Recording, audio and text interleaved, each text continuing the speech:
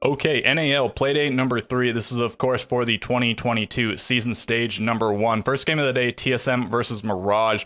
This was perhaps not the most surprising scoreline for the day, but probably the most surprising result for the day. Mirage takes down TSM. So what looked like perhaps the worst team in the NAL took down the world champions. They've struggled a little bit. TSM had lost to Oxygen. They beat Xset pretty handily, and Mirage took two pretty bad losses, but against two pretty good teams. So in terms of the maps, TSM had the choice between Chalet and Theme Park, and they decided to go to Theme Park, which was a super puzzling choice. Mirage in the past wasn't very good on Chalet. It is sort of a new roster now, but still. And TSM had just won against Xset. They won 7-3, so pretty decisive victory. And on Theme Park, I think Mirage were largely unknowns, and TSM had just lost last week against Oxygen, so they could go to a map that they won or a map that they lost, and also the map that they won. It should, in theory, be a worse team for their opponents. Maybe they knew something that everyone else didn't, but I mean, maybe it ended up costing them. Mirage, I suppose, could have beaten them on Chalet, but they certainly did beat them on Theme Park. So let's take a look at the round breakdown. TSM takes the first round, big 4K from Merc, and then Mirage answers back with one. I think Razor had a big blank that cost some manpower and time from TSM, and then Melted ends up 1v2 clutching. I think he just kills the planter at 0-0, and then TSM. So in the past, Theme Park defender sided. It might be more attacker sided now with repick, and this map definitely leans attacker sided this match, I suppose. And okay, so it looks like TSM might be running away with it, but we'll see when Mirage get on their attacking half. Mirage does manage to shore up their defensive half 2-4, so indeed it is salvageable, and they do salvage it. We go on to Mirage's attacking half. 1, 2, 3 rounds in a row, and the one from the defense make it 4. Coming into this playday, Mirage had not had any back-to-back round wins. They had 5 round wins total, and none of them were back-to-back, so 6 and 7 first back-to-back rounds, and then they make it a 4-round streak is pretty big. And then we go into round 10. TSM ties it up 5-5, but Mirage gets the next 2 to close out the game. So indeed, a big upset. 95% of voters for TSM, slightly less than when SSG fought Mirage, because I suppose maybe TSM has showed a little bit more weakness than SSG. And well, I thought it might even be higher just because TSM is so popular. But well, 95, 97, not terribly significant. But yeah, a massive upset. Mirage taking down TSM, getting 3 points on the board. And looking at the stats, it is indeed Razor that is the star for Mirage, but everyone else is sort of pulling their own weight.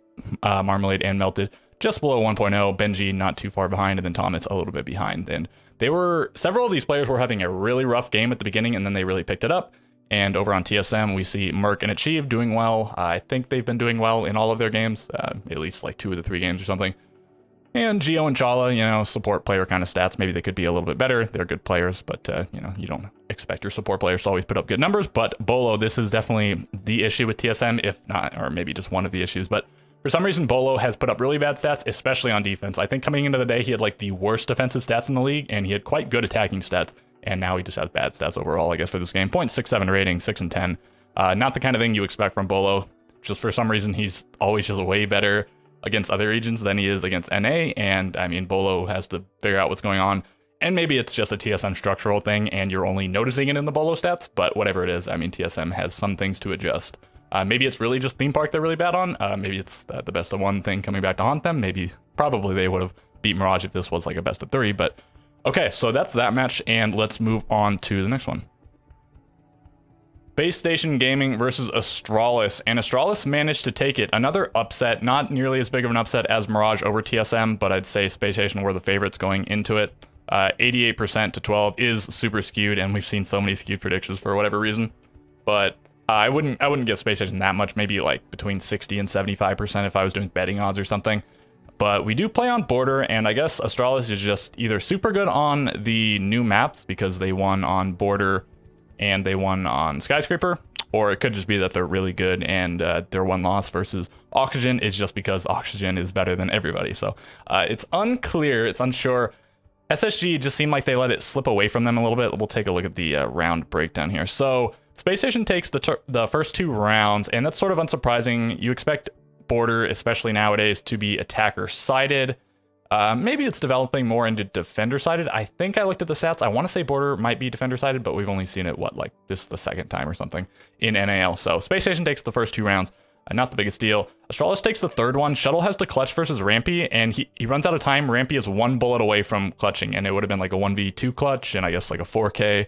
It would have been a massive round from Rampy, but this apparently just stops all of Space Station's momentum, or at least this is just where Astralis starts racking up rounds. So we see 1, 2, 3, 4, 5, 6 rounds in a row from Astralis. So Space Station was looking really good at the beginning, pretty solid. Maybe not decisive rounds, but they were winning them pretty well. And then, Astralis just runs away with it. And Space Station, they almost bring it back. So we see 1, 2, 3 rounds, bringing it to a 6-5 scoreline. Space Station need to win this round to go to overtime, but they do not. This is where Astralis calls their timeout, and they tighten up, and they win the match.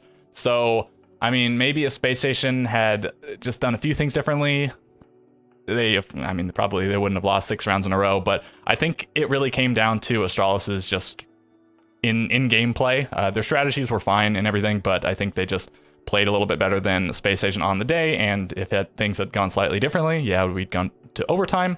And then from there, anybody could win. So yeah, a little bit of a surprise, but 7-5 is still a close scoreline, and the Space Station was looking really scary when they were gaining momentum at the end. Luckily, Astralis had that timeout to center themselves and bring it back. Okay, looking at the player stats, though, you'd be surprised seeing these stats and hearing that Astralis won.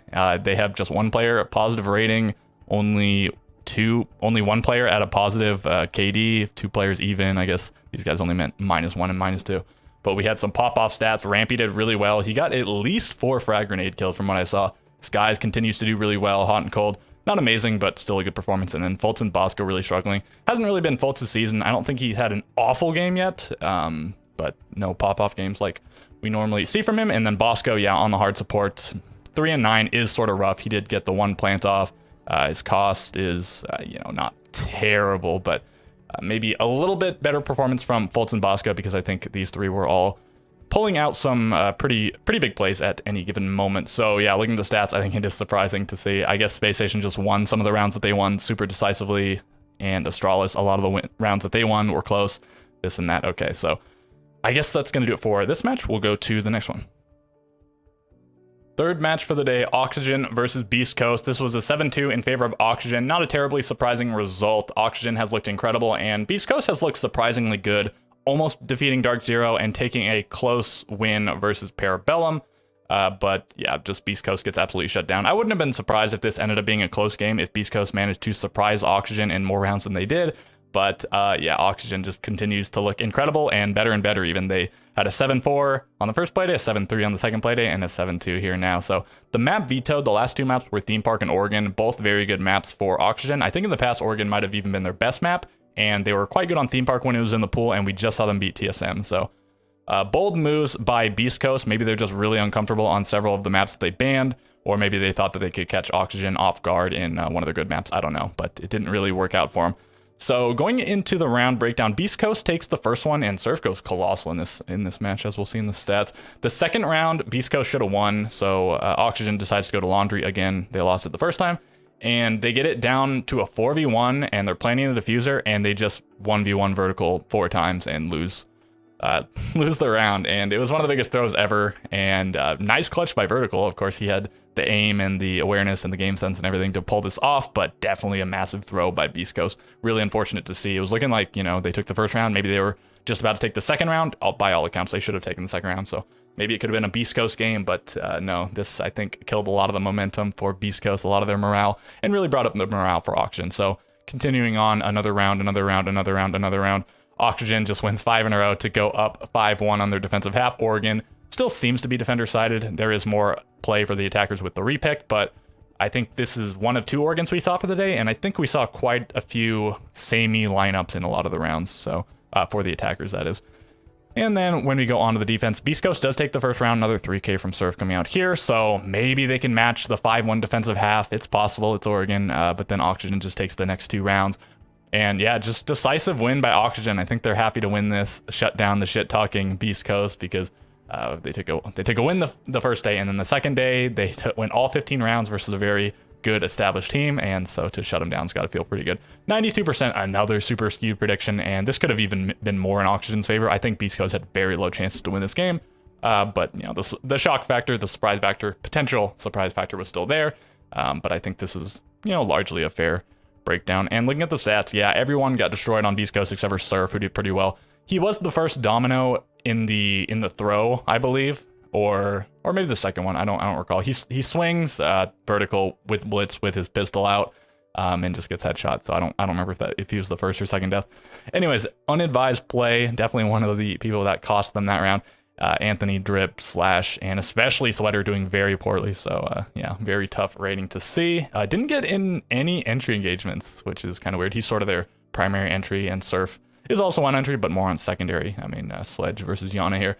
Vertical going nuclear, over a 2.0 rating, 4 KD, 1-1 on entry. Almost perfect cost, just insane play. Vertical is currently looking like the best player in the league after 3 playdays. And then Laxing, another good performance, just like in Playday 1. Newers, not a world-beating performance, but I mean, 9 and 7 is solid, flawless on entry.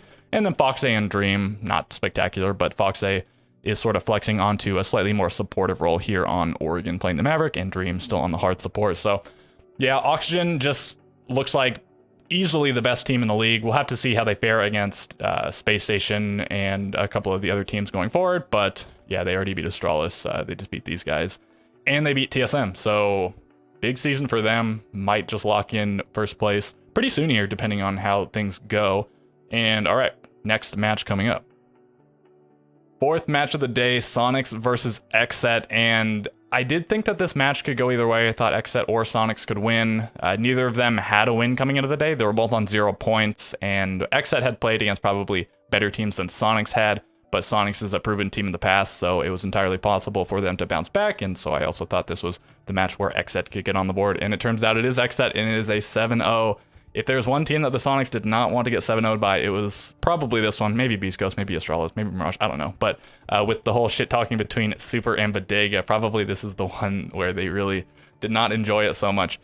And so the map of Veto, it was Skyscraper versus Oregon, with Xset having the final choice. Sonics just got destroyed on Playday 1 by Astralis on Skyscraper, and they decided to go to Oregon instead, which is a pretty good map for Sonics in the past. I think probably they didn't go to Skyscraper for one reason, because Oregon is a much more well-known map. They probably have an easier time attacking it because the attacks are so default compared to Skyscraper, which is a lot newer, less known of a quantity. And then also the fact that Sonics got destroyed in the first Playday, and then they also let Xset potentially pick it. They probably were scared that Sonics had practiced it a bunch and were really ready for it. So they decided to go to Oregon, which, I mean, seemed like maybe a little bit of a questionable choice at the time, but I think, well, it worked out for them in hindsight. So let's look at the round breakdown here. I mean, nothing really to look at, just it's 7 in a row for Xset. They even start on the attacking half, but if we look at the bans here, it's Wamai and Jaeger banned, so nothing to stop throwables except for, I guess, an Aruni gate. So frags galore, I think every round. Xset takes like 6 frag grenades, so that's 3 offs with frags. They take 2 sets of stun grenades, so that's 6 stun grenades, and then they also take like 3 gone 6s, so they just have a bunch of ways to kill and stun and whatever the defenders, and then they also have 3 gone 6s to destroy additional gadgets if there's banshees or maestro cameras or whatever. I guess we'll look at this really quickly because Kino has to have a multi-kill in like almost every round. This is so unbelievably dangerous! Kino! Because he averages over 2 kills per round. So 3K, 2K, 2K, 4K, 2K, and nothing here. Okay, so massive game from Kino, and yeah, nothing else really to look at here, I guess. So we'll just go to the stats. Oh, 50-50 prediction, almost slightly in favor of Sonics. I think this is probably about what I put it at. Maybe I'd give Sonics like 55 or 60 because Xset was largely unknown, but I do think Xset had close to a 50% chance, in theory, to win this game. And okay, so 2.53 rating from Kino. It seemed like perhaps the Iconic rating from the first day was not going to be surpassed for a while, but here's Kino coming out 15 and 2. Iconic had 16 kills in that game, but he had 4 deaths, so flawless on entry. 7.5 KD, perfect cost, 2.14 KPR. Survival rate could have been a little bit higher, but still, that's surviving, and that's only dying in 2 rounds. So what are you gonna do? This has to be one of the biggest beatdowns from one player in a best of one ever. Of course, the single map kill record is way above 15, but this is done over the course of only 7 rounds. So this might, I mean, maybe this is like the best scoreline of any player ever in a 7-0, and not that there's that many 7-0s in, well, we'll say in T1. Maybe somebody's dropped like 20-0 on a T3 team or something. I don't know, but this has to be one of the most impressive scorelines ever in best of one. And then Yaga, Spirits, DS all doing pretty well. Yaga and Kino have looked really good this season. They came over from Oxygen, and they're continuing to be good on XSET. And Gomez is, for the, I think, the third day in a row, all 3 days, he's been the lowest rated player on his team. He's like the second lowest player in the league on rating at the moment, and he's playing Binka and Malusi. So I guess he just needs to figure a few things out, whatever it is. But XSET really, they came into their own in this game. We'll see if they continue it.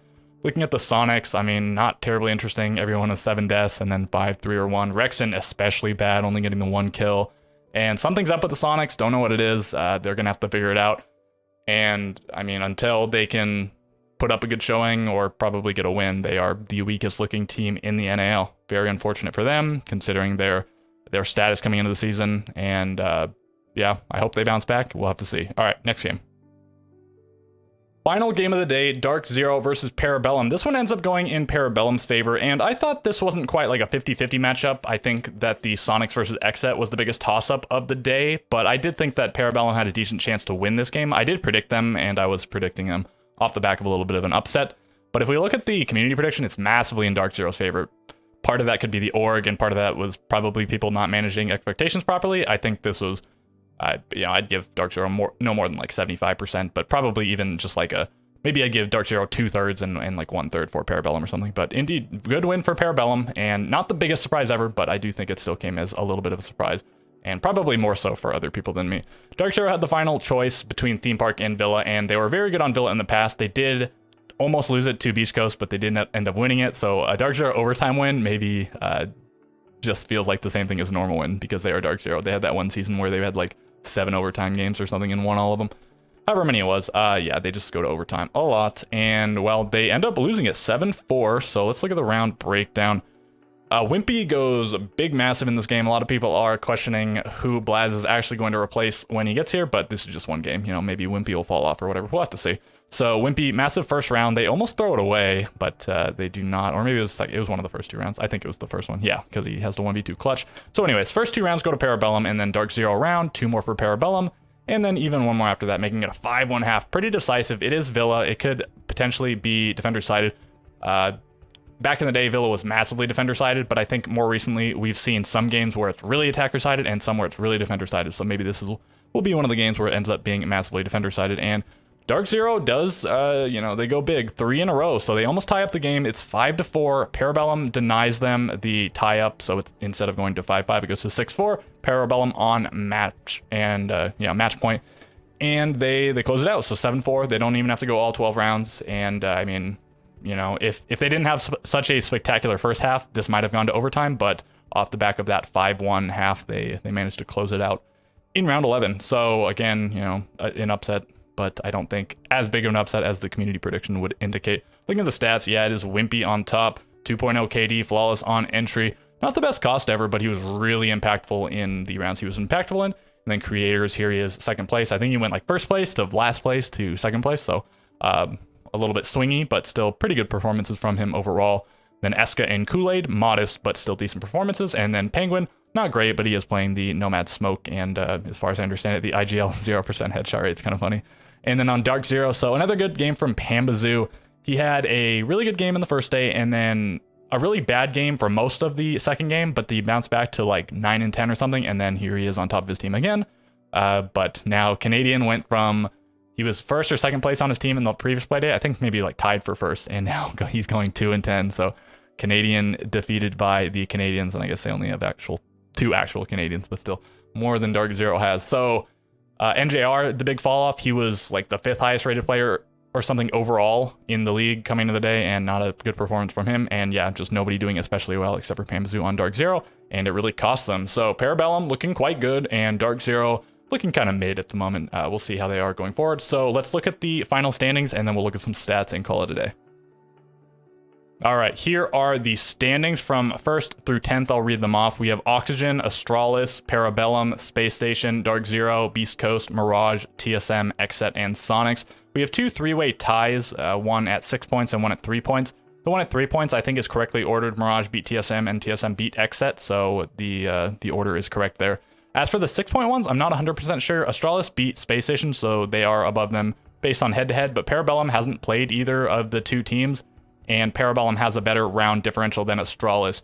So unless there's some other tiebreaker metric that I'm not aware of, I think Parabellum should be second. I don't know if it's because Astralis has fewer round losses or if it has to do something with some sort of round win percentage or something. I don't know, but whatever it is, it's still, they're tied on points. So this will be decided at some point, I'm sure, in the near future. And it's not terribly interesting to look at still. A lot of teams are pretty close, with 8 of the teams all being within 3 points maximum of each other. So between 3 and 6 points. Only Oxygen and Sonics are lossless and winless, respectively, I suppose. All the teams have now, I suppose, proven themselves either this season to some extent or in the past. Everyone having at least the one win, except for Sonics, who were a quite good team in the past, so there is a lot of bounce back potential from them. But besides that, I don't think there's too much terribly interesting to look at here. We'll talk about the standings and stuff and take it into account once we do the power ranking videos, but that won't be, I suppose, till after the next playday, so things might shift. So anyways, that's enough for that. Let's take a look at the stats. Maybe in the future I'll do stats and then do the standings at the end. I don't know. We'll see how I'm feeling. Okay, we'll look at the leaderboards really briefly and then maybe also really briefly the full stats. So Vertical here on top by a pretty wide margin. I think, did he end up getting the MVP in stage 3? I don't recall, but I think Hot and Cold still had technically a better rating than him. So here he is for a little bit of revenge in that regard. Best KD by a wide margin, also best rating by a wide margin. And then he's here tied at the top in cost. So he's just been spectacular. I don't think the most amazing first playday, but really, really good in playdays 2 and especially 3. Kino, I mean, he wasn't nearly this high, but within an ungodly rating in the second day, here he is at second place. And the Skies and Hot and Cold, pretty good rating still in this last playday, even though their team didn't win, it keeps them pretty high. And then Wimpy, a pop-off performance, puts him on the top 5 for rating. And then for KD, again, Vertical. Surf, sort of, I mean, surprising to a lot of people, he's still on here. Kino, he was, I guess, negative coming into the day, but because he went plus 13, here he is at plus 11. And then Rampy and Hot and Cold, good performances by Rampy in this playday. And then he went Hot and Cold, I think went like 9 and 8, but he had, I guess, plus 10 coming into the day. So here he is. And then on entry, we have Skies, sort of surprisingly, doesn't really play entry, but here he is. And then Achieved, Wimpy, Newers, Surf. Do we have maybe some other players on plus 4 for entry? It looks like no, that's all of the plus 4 players, so that is well determined. And then Cost, Laxing, another good performance in Playday 3 after his Playday 1 performance. Bad performance in Playday 2, but I think he still had a decent cost, keeps him high up here. And all of the high cost players are from either Oxygen or Space Station. So Laxing, Vertical, Skies, Foxay, and Hot and Cold. And then for clutches, we have 2 clutches on Esco, Wimpy, and Sweater, and Shuttle. And then Rexon and maybe some number of other players also have clutches. Where is it? 1vx. Yeah, a bunch of players have one, so not terribly interesting. And then Plants, Marmalade now on top. So Mirage, the team with the single most planning player. I guess I could maybe look at the full stats in a second. Then Bosco, Dream, Kool-Aid, Eclipse. So I mean, I guess Oxygen, Mirage, and Space Station have the best planters at the moment. We'll look at the full stats really quickly and group them by teams. So we have 4 plants on Dark Zero, 6 plants on Space Station, 4 on Oxygen, 1 on TSM, 3 on Sonics, 3 on Astralis, and 7 on Mirage, and 4 on Parabellum, and 3 on Beast Coast, and 3 on Xset. So yeah, not anything too crazy compared to just this leaderboard. And okay, looking at the full stats, we'll put them back to by rating. Yeah, Vertical here at the top, we see 4 of the 5 Oxygen players way up here. We have to go pretty far down, I guess, to find Dream, but that is the life of hard support, so it is what it is. Other notable players, we see several Parabellum players quite high, Wimpy, Eska, and Kool-Aid, and then 2 Space Station players in the top 5, Skies and Hot and Cold once again. And, some other stuff's going on here. Pambazoo had 1 not so great performance and then 2 pretty good performances, putting him pretty high. NJR definitely felt way off, way down here. He was like number 5 before. And then sort of the middling players, Fault, not the best season, but he's still at above a 1.0 rating. It's okay. He was playing the Finca, so maybe you expect a little bit more from him. Hopefully better performances from him in the coming days and weeks. Bosco down here, not the worst stats ever, but he is sort of on that roll that you expect the bad stats.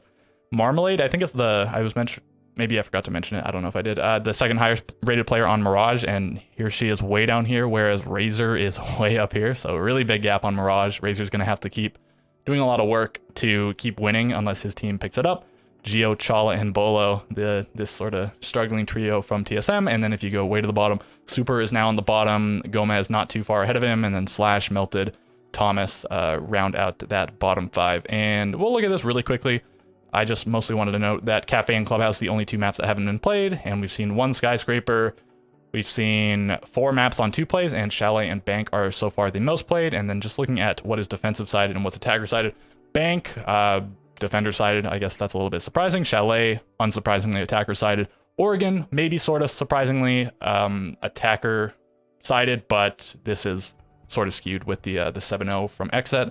Villa, defender sided, makes sense. Theme Park, very attacker sided. Maybe this will change over time, and maybe it's just an attacker sided map. Border, surprisingly defender sided. And I mean, even if some of these are surprising, again, it's still off like 1, 2, or 3 plays. It's there could be a lot of anomalies in there. Skyscraper defensive sided, which might be the case. And then again, Cafe and Clubhouse unplayed. And I don't really even want to look at the operators. It is what it is. Mira, Valkyrie massively banned, Thatcher, and you know, a handful of other operators banned here. And yeah, we'll call it quits there. All right, so if you have any questions, comments, concerns, whatever, leave them below. Leave me a like, leave me a sub. It's appreciated. And with all of that being said, I will catch you guys in the next video. Here we go. They do too much. They're off to the races, and in comes Surf, and he blinds the smoke. Down goes Dream, as dead as can be. Nitro Cell goes off on the opening, just in time for that shield to come back up. But Surf has to be very mindful of the player down by Freezer. Newer's fallen off completely. Here we go again. The races again, and it's another one to go in, but Newer's cuts down Drip, and Surf is in hot pursuit. The Alibi might be blinded. Laxing creeping on up. Surf doesn't know this because the smoke is cutting them off. A second kill for Surf, and there goes Laxing as well. Anthony getting the diffuser down. Vertical to the rescue. He takes out Sweater, but there's still so much more time to go. Down goes Surf as well. Vertical putting in good work, but now the timer works against him. A final EE1D goes off. No time. Burned Anthony, done and dusted. And it's a 1v1. Could Vertical clutch this one? It's him versus Slash. He sees Slash, and he wins it out.